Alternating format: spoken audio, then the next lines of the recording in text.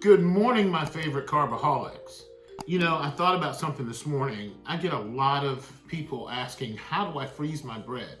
What do I do with leftover bread? I still want to eat in a couple days, but I don't want to leave it out on the counter because it has no preservatives and additives. That's what you bought. That's what you like. So, I put this in the same bag that I deliver it to you in, or you can in my comments you'll have a link where you can buy these bags of, for your bread as well. But I put it in that, put it in another heavier bag, and which I don't see, and tossed it in the freezer, just like it was. After I made sure it was cold, totally cool, and then add it to the freezer. 15 to 20 minutes. Pressure, preheat the oven, and then pop your whole loaf in there and see it's sweating a little. Hear the crust? That's after 3 months.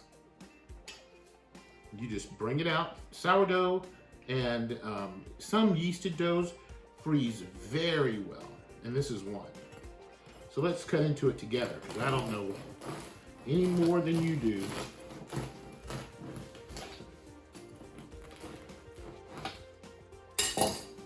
Smoke, steam. Look at that, steam's still coming out of there. Isn't that great?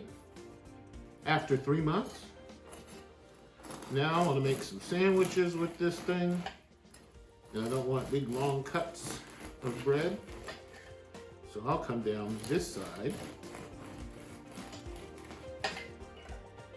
and I'll make a sandwich like that through the rest of this.